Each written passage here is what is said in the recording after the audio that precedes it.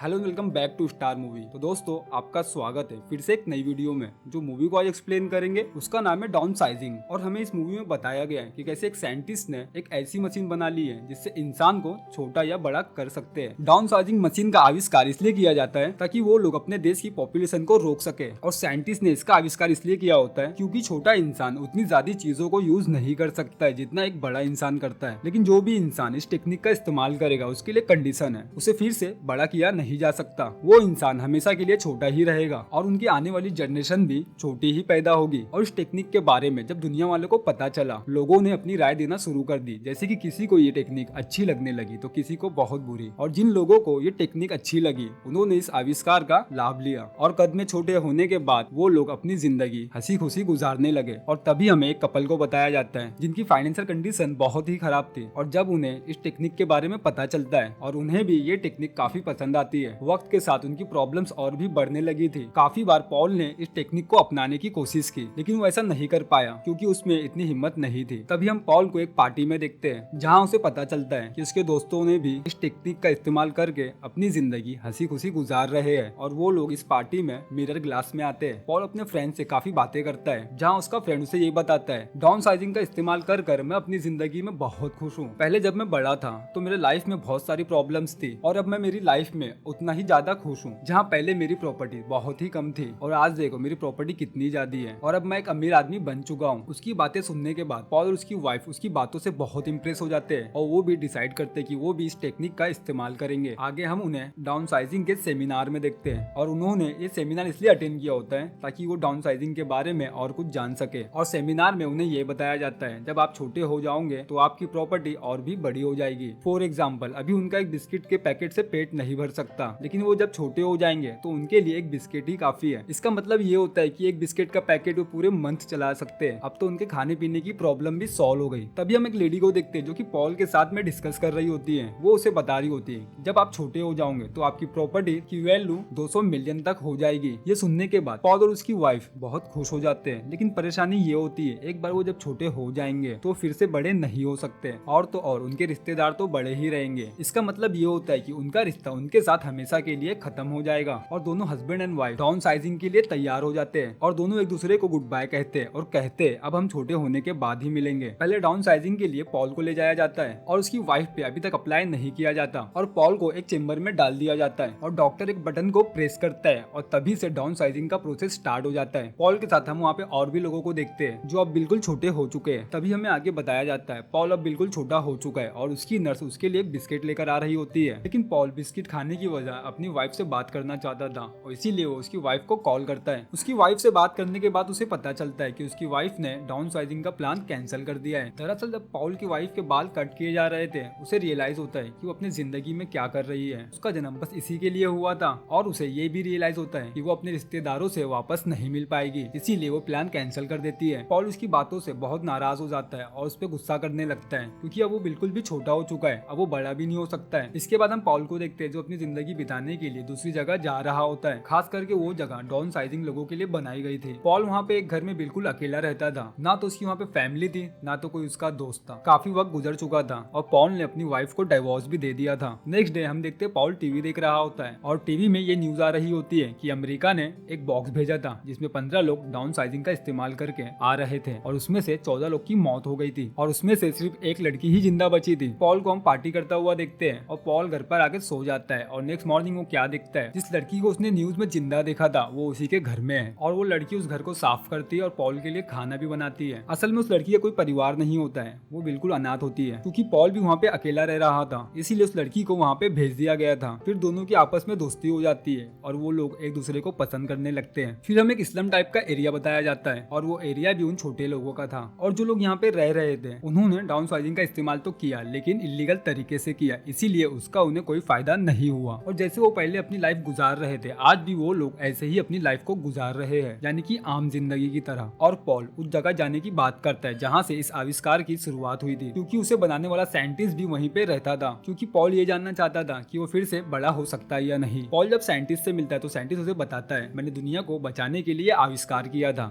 लेकिन मुझे बहुत अफसोस है कि तुम फिर से बड़े नहीं हो सकते। और उसे साइंटिस्ट ये भी बताता है इस जगह को मैंने ऐसे डिजाइन किया है कि यहाँ पे कोई भी खतरा नहीं हो सकता है। और वो पॉल को ये भी कहता है अगर तुम चाहो तो हमारे साथ यहाँ पे रह सकते हो। तभी पॉल उसे कहता है मैं अपनी जिंदगी अपनी मर्जी से जीना चाहता हूँ, क्योंकि वो बहुत खुश था क्योंकि उसके लाइफ में एक पार्टनर जो थी जिसे उससे बहुत प्यार था और वो दोनों एक दूसरे के साथ में बहुत ज्यादा ही खुश थे। और वो दोनों वहाँ से फिर से अपने टाउन चले जाते हैं और वहाँ पे अपनी जिंदगी हंसी खुशी गुजारते हैं और यहीं पे ये मूवी की एंडिंग होती है। तो आई होप कि आपको ये वीडियो पसंद आई हो।